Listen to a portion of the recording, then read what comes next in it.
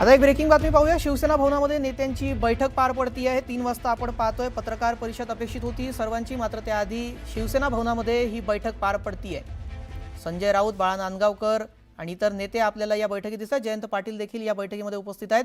आता थोड्याच वेळात पत्रकार परिषद होईल आणि निवडणूक आयोगाला जी मागणी केली होती विरोधकांनी त्या संदर्भातली पुढची भूमिका विरोधकांकडून स्पष्ट केली जाणार आहे।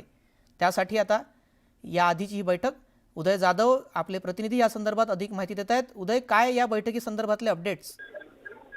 शिवसेना भवनामध्ये थोड्याच वेळात पत्रकार परिषद होणार आहे। महाविकास आघाडीच्या नेत्यांची पत्रकार परिषद आहे आणि या पत्रकार परिषदेमध्ये शिवसेना उद्धव बाळासाहेब ठाकरे पक्षाकडनं त्यांचे नेते संजय राऊत हे असणार आहेत, मनसेकडनं त्यांचे नेते बाळा नांदगावकर हे आहेत, त्याचबरोबर त्यांचे इतर सहकारी देखील आहेत आणि राष्ट्रवादी काँग्रेस शरदचंद्र पवार पक्षाकडनं जयंत पाटील हे त्यांचे नेते इथे उपस्थित राहणार आहेत। त्याचबरोबर कम्युनिस्ट पक्षांचे देखील नेते, इतर घटक पक्ष जे आहेत महाविकास आघाडीचे ते देखील त्यांचे नेते इथे उपस्थित राहणार आहेत। सर्वात महत्त्वाचं म्हणजे निवडणूक आयोगाकडे गेले 3 दिवसांपासून सातत्याने जी मागणी करत आहेत महाविकास आघाडीचे नेते, की जे बोगस मतदार आहेत त्यांची यादी ओळखणं आणि त्यांची शहानिशा करणं आणि नवीन पुन्हा एकदा यादी जी आहे ती तयार करणं, जेणेकरून जे बोगस मतदार आहेत किंवा जे स्थलांतरित झालेले मतदार असतील त्यांची जे आहे पुन्हा शहानिशा करणं जे आहे त्यात अत्यंत महत्त्वाचं आहे। त्या संदर्भात राज्य निवडणूक आयोग आणि केंद्र निवडणूक आयोग आणि काय पाऊल उचललेलं आहे, त्या संदर्भात ते काय काम करणार आहे त्या संदर्भात अद्याप कुठलीही माहिती जी आहे राज्य निवडणूक आयोग आणि केंद्र निवडणूक आयोग यांच्याकडे महाविकास आघाडीला देण्यात आलं नसल्याचं त्यांचं म्हणणं आहे। त्याचमुळे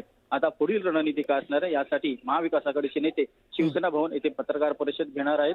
थोड्याच वेळात ही पत्रकार परिषद सुरू होणार आहे। या पत्रकार परिषदेला महाविकास आघाडीचे नेते उपस्थित आहेत आणि त्याचबरोबर पुढील निवडणूक आयोगाच्या संदर्भात काय रणनीती आखणार आहेत त्या संदर्भात आता थोड्याच वेळात निर्णय जाहीर करणार आहेत। जी सूत्रांनी माहिती दिली आहे त्यानुसार आता महाविकास आघाडीचे नेते एक आंदोलन जे आहे ते संपूर्ण राज्यभर छेडणार आहेत। प्रत्येक जिल्ह्यामध्ये आंदोलन होणार आहेत आणि राज्य निवडणूक आयोगाला या संदर्भात जाब विचारला जाणार आहे। प्रत्येक मतदारसंघामध्ये ज्या प्रकारे बोगस मतदार आढळून येत आहेत त्याचबरोबर इतर नव्याने जे मतदार जे समावेश केला जातो ती कुठले मतदार या संदर्भातली काय भूमिका आहे ते विरोधक स्पष्ट करतीलच। या संपूर्ण घटनेवर आपण अपडेट देतच राहा। तुर्तास धन्यवाद उदय, आपण दिलेल्या सविस्तर माहितीसाठी।